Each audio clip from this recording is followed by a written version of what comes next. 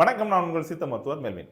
எப்போவுமே முடி கொட்டுதுன்னு கவலைப்படக்கூடிய பர்சனாக நீங்கள் இருந்தீங்கன்னா இந்த வீடியோ உங்களுக்காக தான். சிலர் சொல்லுவாங்க, நான் விதவிதமாக ஹேர் ஆயில் யூஸ் பண்ணிட்டேன், சீரம் யூஸ் பண்ணிட்டேன், கண்டிஷனர் யூஸ் பண்ணிட்டேன், ஷாம்பு யூஸ் பண்ணிட்டேன், ஆனாலும் முடி கொட்டுதே அப்படின்னு.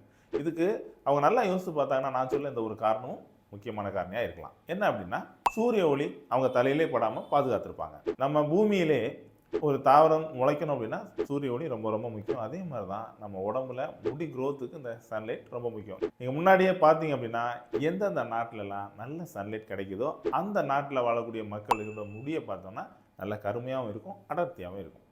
ஆனால் இப்போ வந்து நம்மளும் இந்த சூரிய ஒளியை விட்டு ரொம்ப தள்ளி தள்ளி ஏசி ரூம்லேயே வாழ பழகிட்டோம்.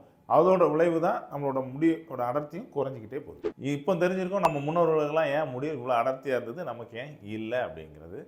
அதுக்காக நான் உங்களை உச்சி வெயிலே எப்பவும் வெயிலே நிற்கணும் அப்படின்னு நான் சொல்ல வரல. முடிஞ்ச வரைக்கும் ஒரு காலையில் ஒரு 10லேருந்து 15 நிமிஷம், ஈவினிங் ஒரு 10 நிமிஷமாவது கொஞ்சம் அந்த வாக்கிங் போகும்போது சூரிய ஒளி தலையில் படும்படியாக நம்ம பார்த்துக்கிட்டோம்னாலே நமக்கு தேவையான விட்டமின் டியில் இருந்து ஆரம்பித்து எல்லா நியூட்ரிஷனும் கிடைக்கும். இவ்வளோ நேரம் இந்த மாதிரி உள்ள பிரச்சனைக்கான தீர்வாகவும் இது அமையும். ஸோ இனியாவது இந்த முடி கொட்டுதல் பிரச்சனை தீர்ந்து நல்லா அடர்த்தியாக வளரணும்னு நினச்சிங்கன்னா கொஞ்சமாவது சன்லைட் தலையில் படும்படியாக நீங்கள் உங்கள் ஆக்டிவிட்டியை மாற்றிக்கிங்க. இந்த மாதிரி பயனுள்ள தகவல் உங்களுக்கு தேவை அப்படின்னா நம்ம சேனலை ஃபாலோ பண்ணுங்கள். ஏசி ரூம்லேயே உட்காந்துட்டு முடி வளரணும்னு சொல்லி கவலைப்படக்கூடிய உங்கள் ஃப்ரெண்டுக்கு இந்த வீடியோவை ஷேர் பண்ணுங்கள்.